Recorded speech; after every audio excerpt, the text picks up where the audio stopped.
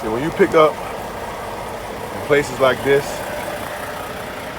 like I'm right on the other side of the bridge from New York City, right here in Jersey. Can't think of the name of that bridge, but I guess it's where a lot of port trailers are parked and just a lot of port freight comes in and out of. And this is where they keep a lot of, I guess, access or excess trailers at. When you pick up in places like this, ain't too many yard jockeys around, ain't really nobody that can help you, or if they can't help you, ain't nobody pressed to help you. So in places like this is where your skill set of driving the truck comes into play. This is where the poise and just overall inner strength comes from to be able to deal with situations that could be highly stressful, because like I said, this ain't a lot of space here, man. And it's only one way in, one way out. You can't even go out that way. That's a complete dead end right there. You know, there's normally a gang of trucks all through here, everywhere. Like, you can't even really navigate these areas too much. The ground is nothing but gravel and dirt.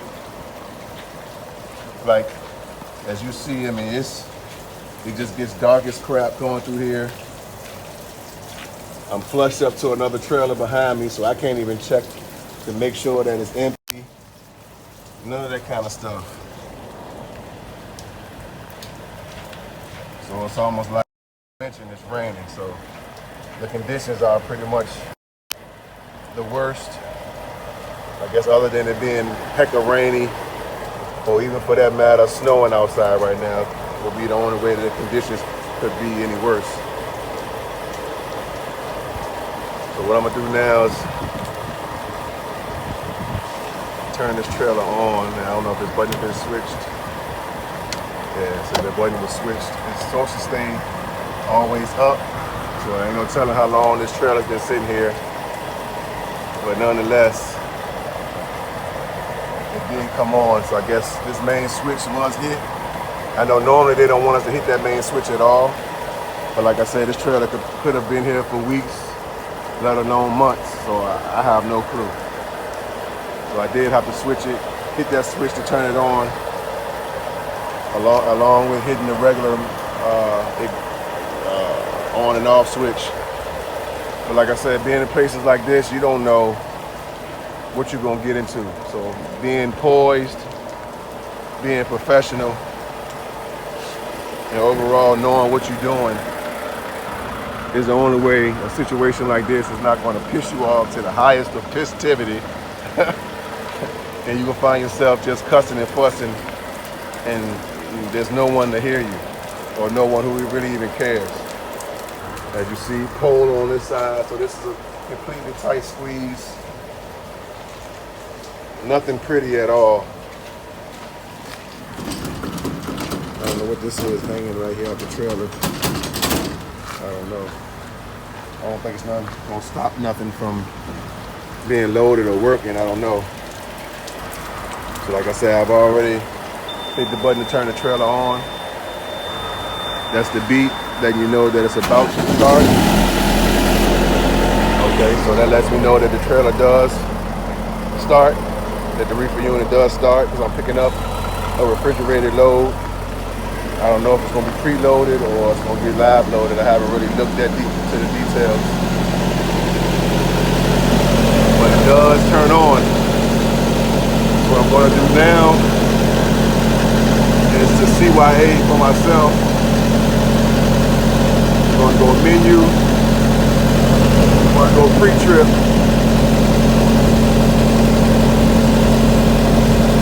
And I'm going to have this trailer pre-trip itself, go through all the motions to make sure this refrigerator unit is working properly.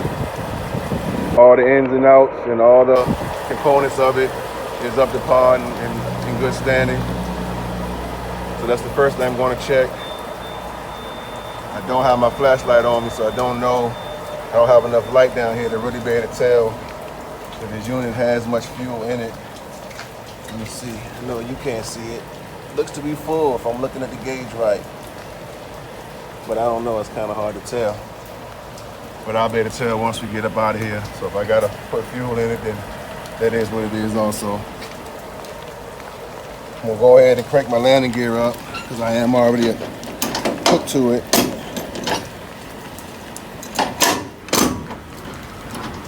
So I am already hooked to it already.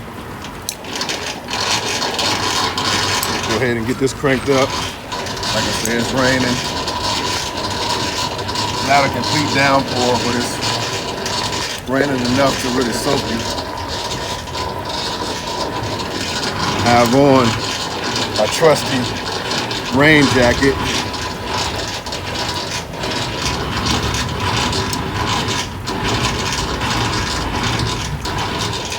So I'm not getting drenched myself. But it's definitely wet enough.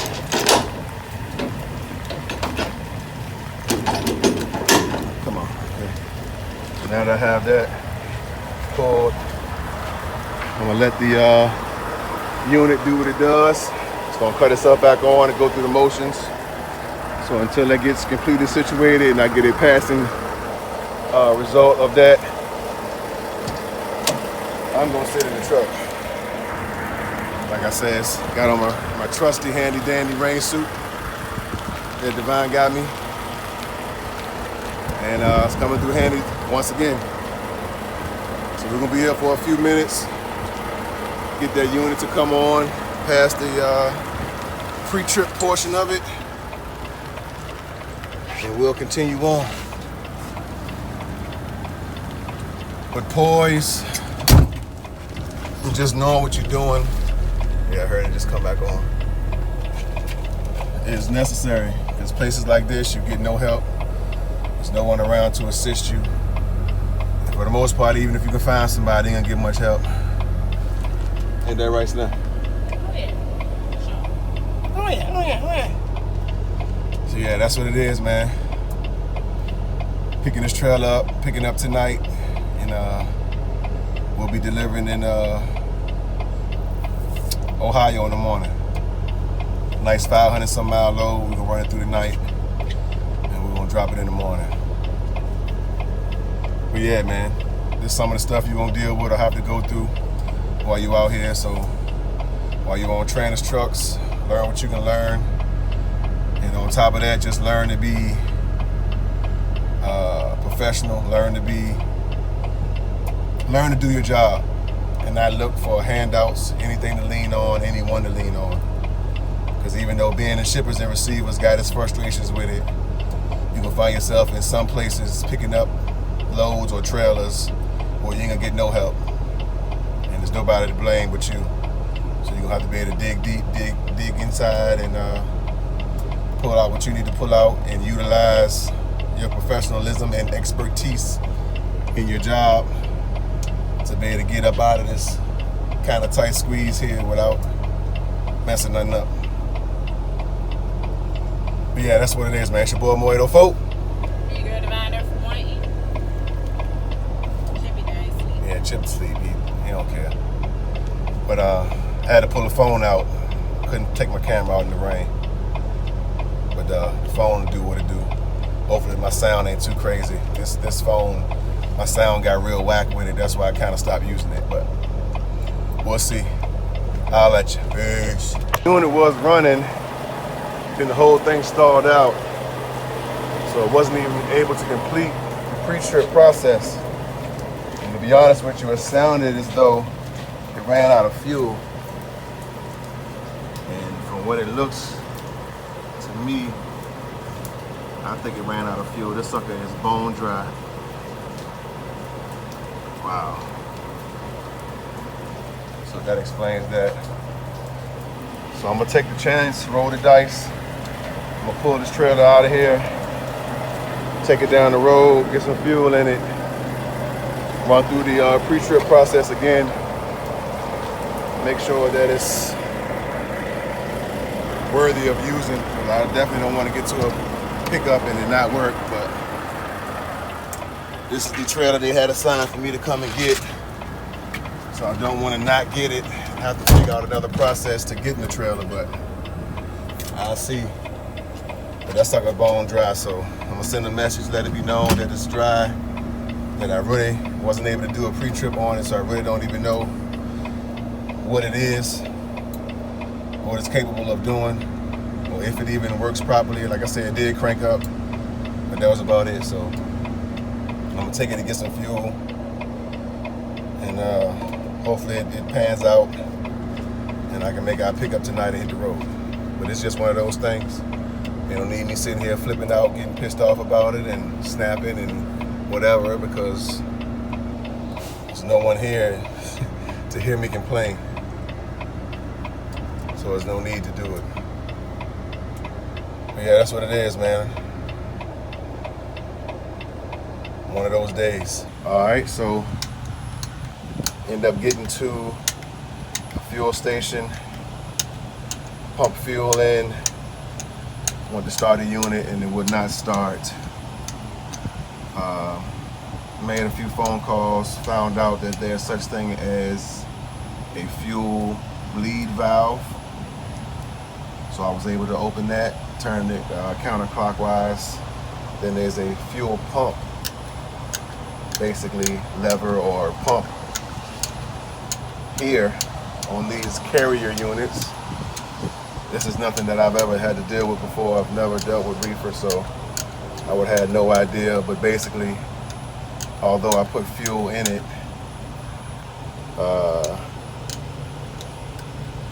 it still wasn't getting fuel or pressure to send fuel up to the unit or to the engine itself. So that's the issue that I was having. So I'm trying to figure out, I know I'm supposed to be feel or deal with some form of resistance when it comes to this pump lever.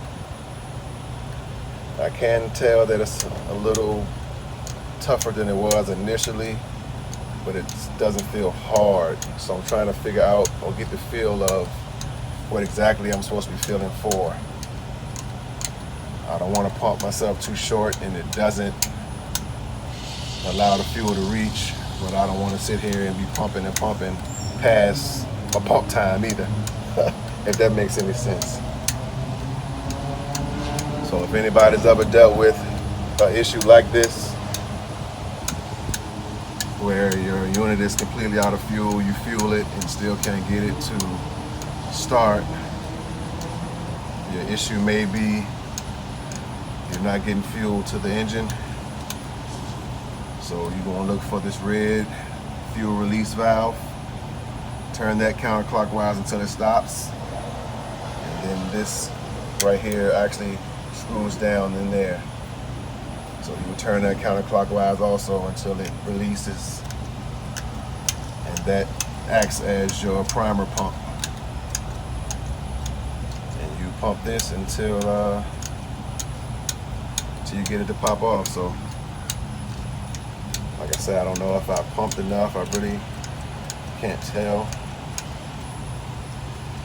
Nothing's going to spill out, or I'm not going to get any signs that way. So I think I'm just going to try to crank it and see what it does.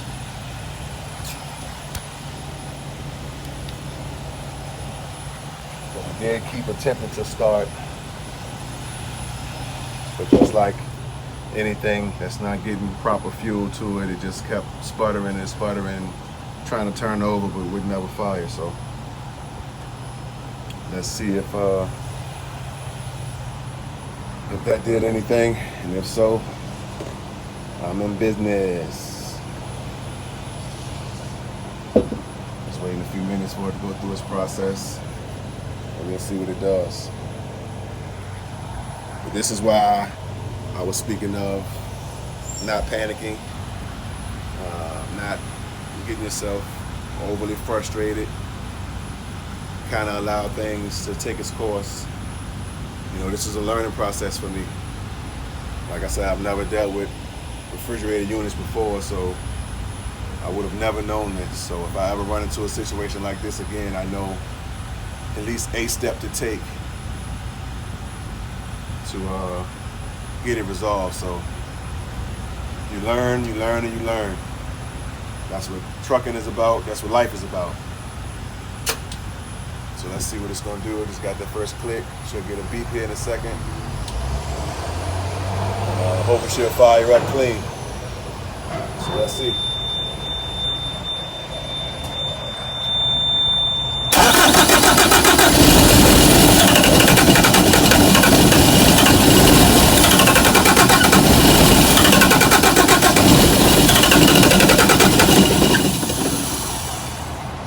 No. It's basically the same thing that it did before, so that was not enough. So I'm going to shut this off, and I will continue to pump. So although that did not work, this is the procedure that I was told to do. So I'm going to continue doing it a little more. Hopefully I can get a better result. I'm sure there may be other means, but I'll see how this works out for me in the long run. So, like I say, if in fact you have an issue like this yourself, this is one way of resolving it. Hopefully this works for me, and if you need be, hopefully it'll work for you. So let me get to this, and hopefully I get running. All right. Just wanted to add on to this, add on to that previous video. That's trucking, baby. It's your boy Moedo. This is Married to the Miles. Let's learn together. Peace.